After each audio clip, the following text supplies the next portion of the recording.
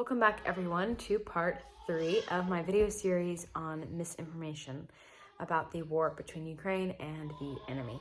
If you have not seen parts 1 and 2, please go do that now. They're up on my channel as well. I'm in a new location finally. We moved out of the shelter. You're really only supposed to stay there for a few days. They were very kind and let us stay more than needed because we had a large group and we were trying to help them get settled. Now we are at a house of a friend who is hosting us. So it's just us and one other family. So it's a lot quieter, which is nice. We've been very, very fortunate in all of this. And I've been incredibly grateful for that. I don't take that for granted. I see what a lot of other people are going through. Not everyone has had access to cars. Not everyone has had access or the ability to get out as early as we did. So we've been very fortunate so far. Also, one other thing I forgot to mention in the last video about the lie that Ukraine wants to be a part of the enemy nation again and basically wants to be part of the Soviet Union. And that the enemy is basically trying to rescue them. The towns that have been hardest hit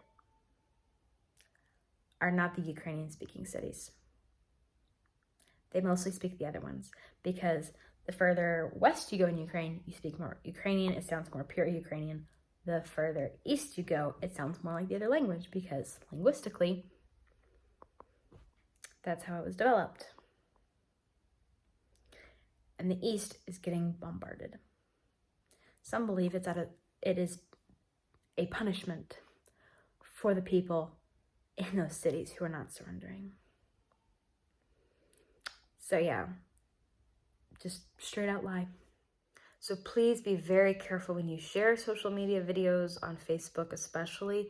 Verify where it came from multiple sources first. And not make sure those sources don't just quote each other, because there can be, especially in the beginning, there's loops of information where they all quoted each other and no one really knew what was going on. The problem is any misinformation that is not about Ukraine, even if it looks good for Ukraine, distracts and takes away from what is really going on. It can be confusing. It can cause panic. It's just not good. It's also hard to tell in the early moments what's happened. For example, President Zelensky was told while in the middle of an interview that Babyn Yar was bombed, which is one of the site of the biggest mass killings of Jews in World War II. And there's a memorial there, and so he was told on air that it was bombed. And when the dust kind of cleared, they found that thankfully there was no damage. The bomb had just dropped very, very close to there. So information sometimes can spread very quickly in the early moments of an attack, and later you realize that the information may not be entirely accurate just because of the confusion that was surrounding the event in the first place. So just be careful with those things and just be smart. I mean, people were sharing this image of a girl standing up to a soldier and saying that she was a Ukrainian girl. That's a desert. She's in a tank top. Let me show you what the weather's been like here recently.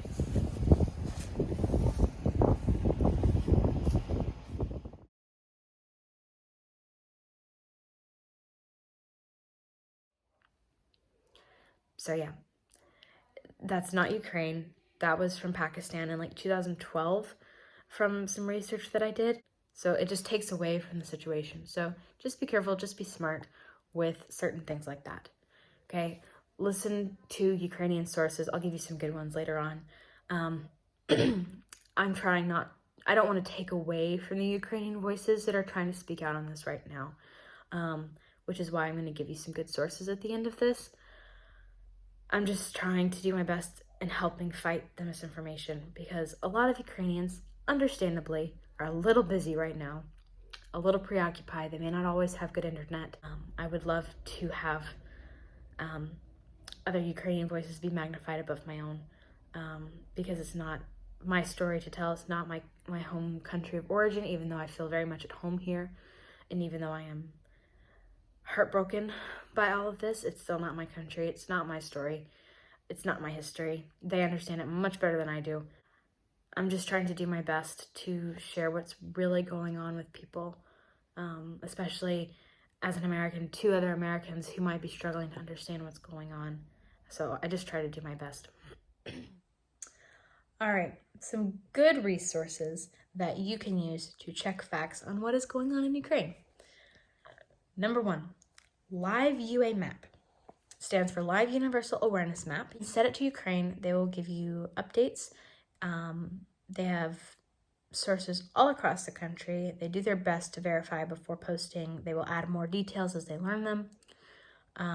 It happens pretty quickly. Like when we were in Ternopil for a short time, if we heard the sirens in Ternopil going off, warning us that something might be about to happen, it showed up in the app like within 1 or 2 minutes. Like it was very, very fast. So they will have pictures. They have a map where you can open it up and see where all the locations were if you're not familiar with the names of Ukrainian cities. I don't blame you. I'm still learning them myself. So that is an excellent resource to have. Number 2, this is a new website that was just created because of this war. It's called WAR.UKRAINE.UA, made by Ukrainians, but it's in English. There's a section on why it's happening, what's going on, and then they also have a lot of live updates and from what I've seen, pretty accurate updates as well. Source 3, the KYIV Independent. They have a website, they have a Telegram thread.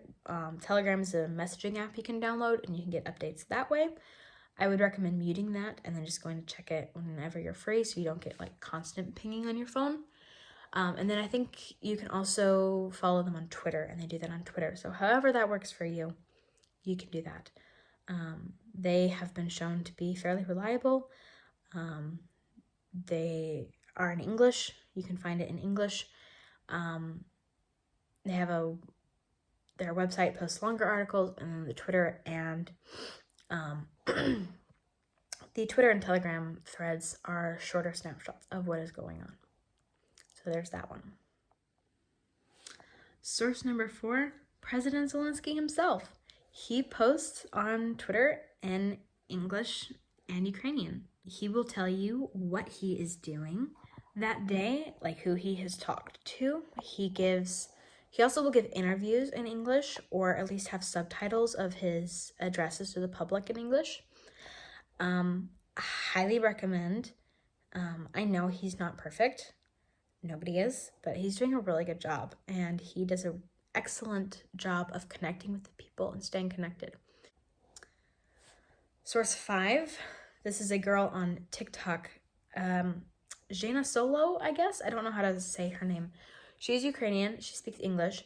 If you are on TikTok, she does a live every night, answering questions, saying what's going on. She speaks very good English, and she does live streams. And if you really want to talk to a real Ukrainian about what's going on, or at least hear from them, follow her. My final source number 6, is KARISTOCRACY. She is the only source on here that is non-Ukrainian, but she lived in Ukraine with her husband for several years for work. She has analyzed a lot of politics. She gives a lot of interviews to people. She stayed in Ukraine up until a week before. And then they went to Germany to stay with her husband's family. She doesn't post as frequently, I don't think, now that she's over there with family. But she still does some really good interviews, and I suggest watching her. She's a really good source. I did have one source that I was going to give out for the other side of the story that I knew was accurate and true. Her name was NATASHA. I'll still put her name up here.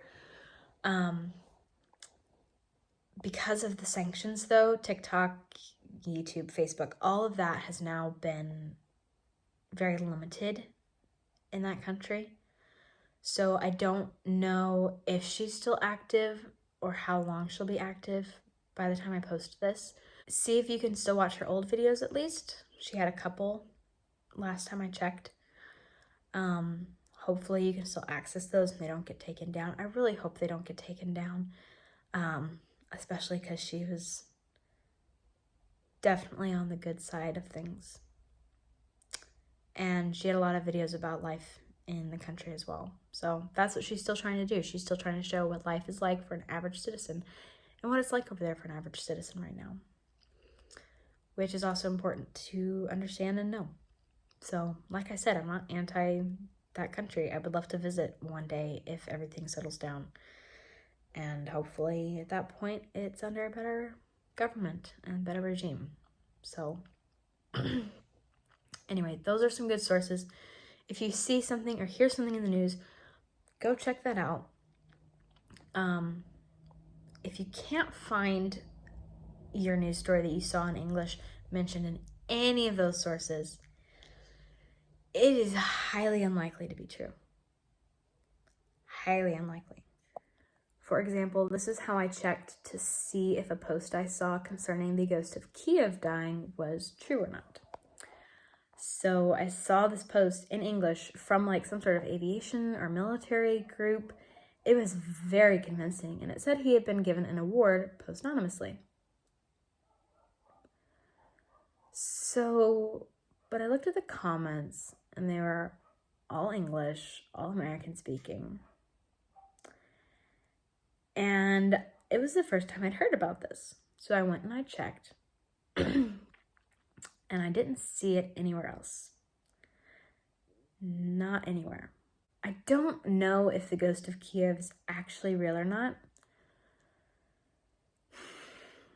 but that's not the point of this post.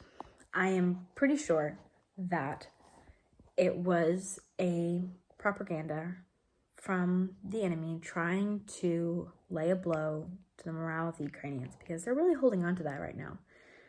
And that's what matters. If that keeps your spirits up, even if he's not real, go for it. But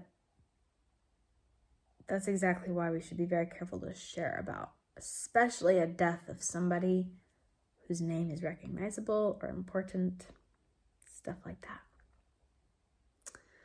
So that's how I checked that information and figured out that was probably not true. All right, everyone, I think that finally brings us to the end of my 3-part video series on misinformation. If I've missed something, or if you hear something in the future that you would like to know about and say, hey, is this real? Did this really happen? What's your opinion on it? Please don't hesitate to ask comments. Please don't hesitate to share this video. The only thing I will say is that, once again, if you're not really here, if you're not seeing this, like, if you're not a Ukrainian, if you've never been to Ukraine, even, for heaven's sakes, don't assume stuff. Don't tell me that I'm lying. If I've accidentally said something that's wrong, let me know politely. That's fine. I don't mind that. It's been very hectic. I've done my best to do the research and present accurate facts, but I'm not perfect. And again, it's not my country or history, so I might have missed something. That's fine. But if you come on here and you try to tell me that the war is not real, that it's all a big conspiracy to cover up Hunter Biden's activities or whatever, I will delete your comment, because I'm not going to argue with you. It's not worth my time. It's not worth my time. I have other things, like helping refugees, that I need to be worried about. So, yeah. If you've watched all 3 of my videos and you still try to come and justify the war, or say it's a conspiracy, or tell me that I'm lying, bye. You can go. If it doesn't concern you, okay, just shut your mouth and leave. Okay? I will have more videos coming up soon, hopefully. I'm going to take a little bit more of a break between each one, especially if it's not a series. But with this series, I felt it was really important, so I've really been pushing myself the past few days to get it done. So please subscribe so you don't miss anything. If you'd like to hear more about a certain subject, let me know. I'll do my best. Thank you for watching. Please keep praying. Please keep supporting Ukraine. Please keep contacting your governments. And I will see you next time. Thank you.